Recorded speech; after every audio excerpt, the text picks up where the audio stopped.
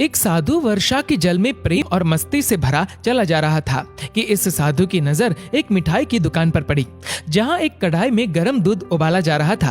तो मौसम के हिसाब से दूसरी कढ़ाई में गर्मा गर्म जलेबियां तैयार हो रही थी।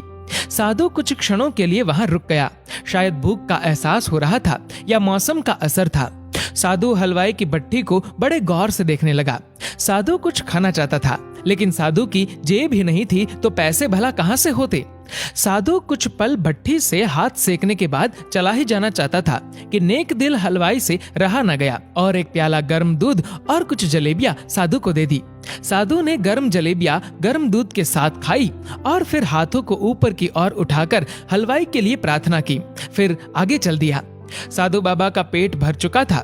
दुनिया के दुखों से बेपरवाह वे फिर एक नए जोश से बारिश के गंदले पानी के छींटे उड़ाता चला जा रहा था।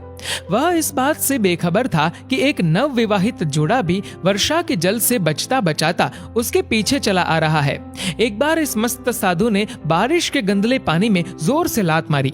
बारिश का पानी उड़ता हुआ सीधा पीछे आने वाली युवती के कपड़ों को भिगो गया। उस औरत के कीमती कपड़े कीचड़ से लथपथ हो गए।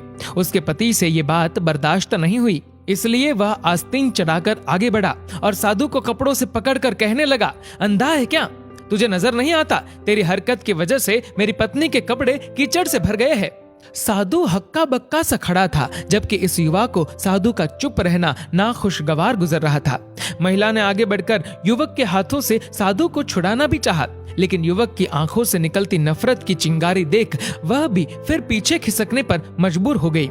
राह चलते राहगीर भी उदासीनता से ये सब दृश्य देख रहे थे, लेकिन युवक के गुस्से को देखकर किसी में इतनी हिम्मत नहीं हुई कि उसे रोक पाए। और आखिर जवानी के नशे में चूर इस युवक ने एक जोरदार थप्पड़ साधु के चेहरे पर जड़ दिया। बूढ़ा मलंग थप्पड़ की ताब ना झेलता हुआ लड़खड़ाता हुआ कीचड़ में जा गिरा।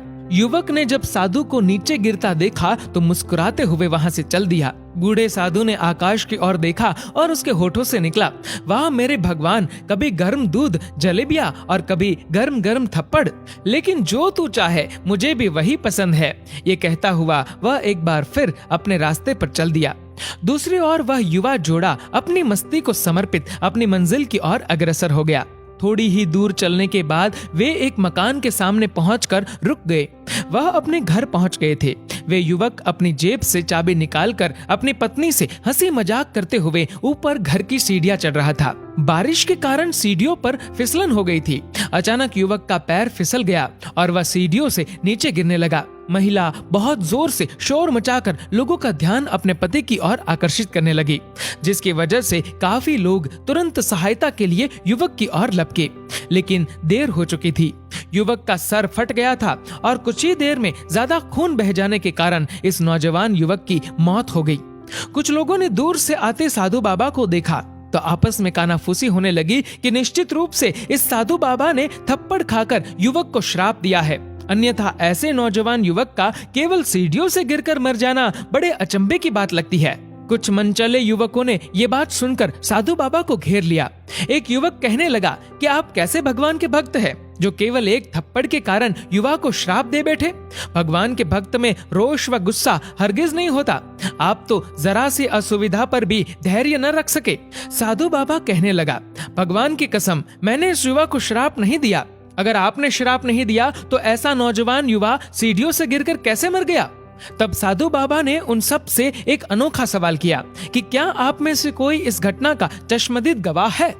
एक युवक ने आगे बढ़कर कहा, हाँ, मैं इस सब घटना का चश्मदीद गवाह हूँ। साधु ने अगला सवाल किया, मेरे कदमों से जो कीचड़ उछला था, क्या उसने युवा के कपड़ों को दागी किया था? युवक बोला, नहीं, लेकिन महिला के कपड़े जरूर खराब हुए थे। साधु ने युवक की बाहों को थामते हुए पूछा, फिर युवक ने मुझे क्यों मारा? युवक कहने लगा, क्योंकि वह युवा इस महिला का पति था और यह बर्दाश्त नहीं कर सका कि कोई उसकी पत्नी के कपड़ों को गंदा करे, इसलिए उस युवक ने आपको मारा। युवक की बात सुनकर साधु बाबा ने एक जोरदार ठहाका बुलंद किया और यह कहता हुआ वहां से विदा हो गया, तो भगवान की कसम, मैंने श्राप कभी किसी को नहीं दिया, लेकिन कोई है जो मुझसे बहुत प्रेम करता है। अगर उसका यार सहन नहीं कर सका तो मेरे यार को कैसे बर्दाश्त होगा कि कोई मुझे मारे। और मेरा यार इतना शक्तिशाली है कि दुनिया का बड़े से बड़ा राजा भी उसकी लाठी से डरता है। उस भगवान की लाठी दिखती नहीं और आवाज भी नहीं करती, लेकिन पड़ती है तो बहुत दर्द देती है। हमारे कर्म ही हमें उसकी लाठी से बचाते हैं, बस कर्म अच्छे होने चाहिए। हमारी संपत्ति के उत्तराधिकारी अनेक लोग हो सकते हैं, लेकिन कर्मों के उत्तराधिकारी केवल हम स्वयं ही होते हैं। दोस्तों, इस वीडियो को लेकर आपकी क्या राय है नीचे कमेंट करके जरूर बताएगा। और अगर आपको ये वीडियो अच्छा लगा हो तो इस वीडियो को लाइक करेगा, शेयर करेगा ज्यादा से ज्यादा लोगों तक। और ऐसे ही और भी इंस्पिरेशनल वीडियोस के लिए सब्सक्राइब करें हमारे यूट्यूब चैनल को और फेसबुक पर फॉलो करें हमारे पेज को। धन्यवाद।